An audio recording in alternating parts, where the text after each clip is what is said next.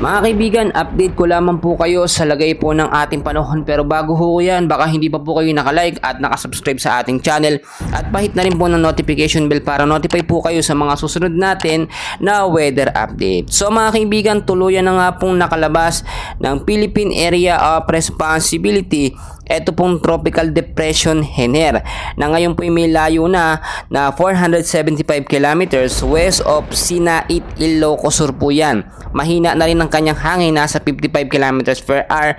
Malapit pa rin po sa sentro na may bugso pong pumapalo up to 75 kilometers per hour.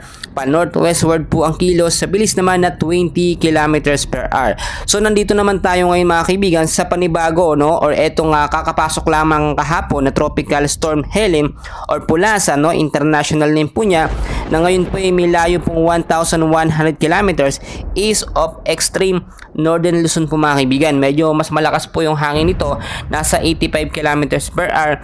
Malapit pa rin po sa sentro na may bugso naman pong pumapalo up to 105 kilometers per hour. Pa northwestward po ang pagkilos sa bilis naman na 25 kilometers per hour. So mga kaibigan, mananatili pa to, no, ng mga ilang oras po sa ating bansa. Within 24 hours lalabas na po ito ng Philippine Area of Responsibility at approximately inaasahan po yan sa Webes po ng gabi. So kahit ito ay mahina mga kaibigan, nasa 85 kilometers per hour, bagyo pa rin ito, no, na magdudulot po ng pag-uulan sa ilang bahagi po ng Metro Manila. Bukod pa po dyan mga kaibigan, kahit nasa labas na ng bansa itong si Hener at nasa loob naman itong si Helen, patuloy pa rin po nilang ine-enhance o pinapalakas po itong hanging habagat sa loob po ng ating bansa mga kaibigan.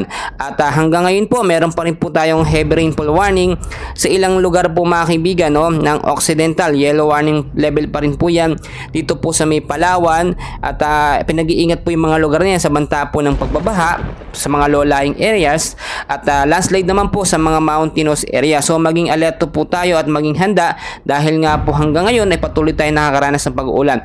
Ang Metro Manila naman po, no, ay patuloy din pong makakaranas ng maulap na kalangitan.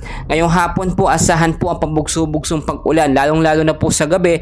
Dulot pa rin po yan ng mas lumalakas pa na hanging habagat na pinapalakas po, no, ng dalawang bagyo.